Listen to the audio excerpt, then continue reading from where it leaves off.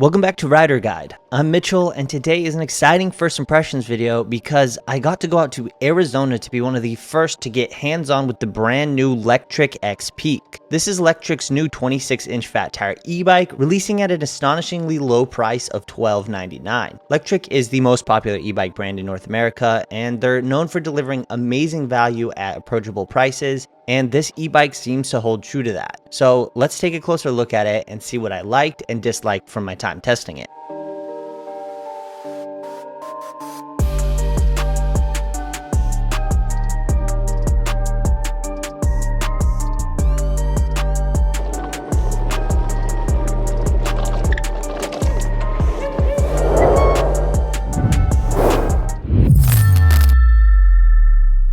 So we just got back from first ride.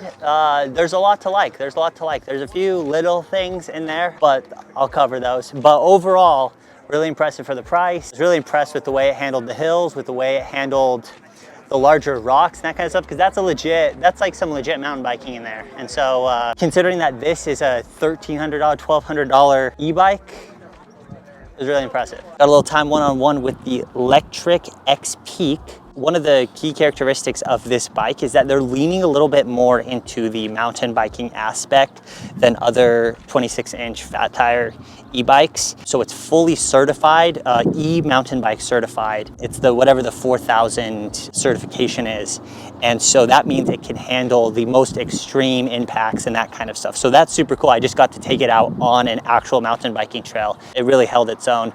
So I'm gonna run through some of the components and some of the choices they made on this bike real quick for you. So one of the big upgrades on this one over other bikes at this price and also more expensive is this RST fork.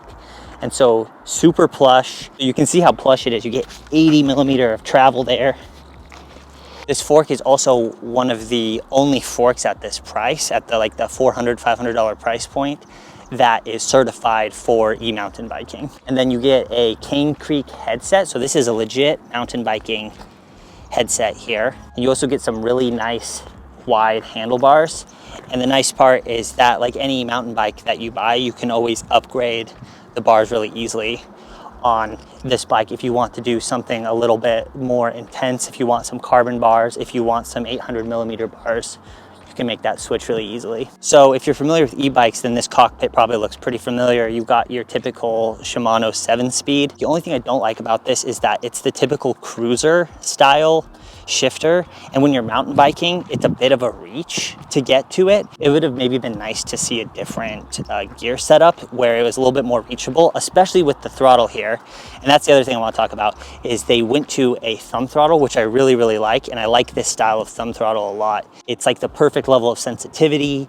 The pedal assist ramps up really well for it. So I found myself using this a ton for uphill riding, and then you can kind of stay in your downhill gear and go uphill with the throttle and then have the correct gear for downhill riding. So it was really, really fun on the trails. You get the same hydraulic braking in this model as you get in Lectric's other models, and so it's really nice to see hydraulic disc brakes, because sometimes these 26-inch fat tires just go for cable-driven brakes. And when you have something a little bit more mountain biking focused, you want the benefits of hydraulic braking.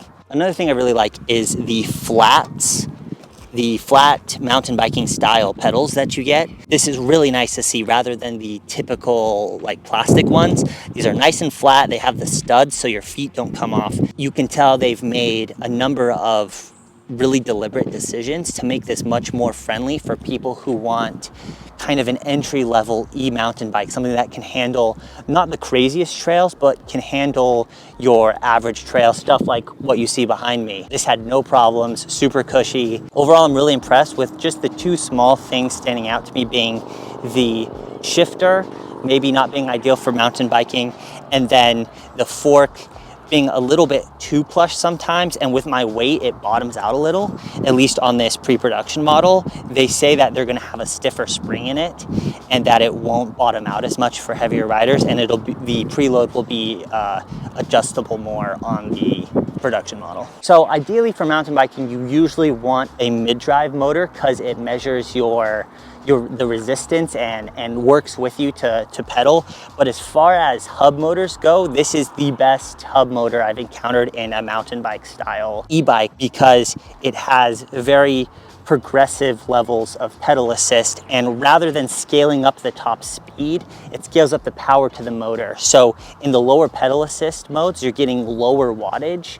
So rather than it being really aggressive and then topping out at 10 miles an hour, it's a much more progressive feel as you move up the pedal assist modes.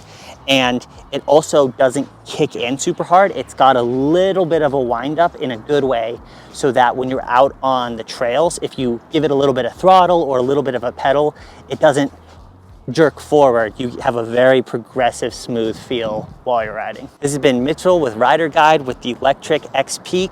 I'm really looking forward to getting a thorough review of this in, and I will see you guys in the next one. Stay frosty.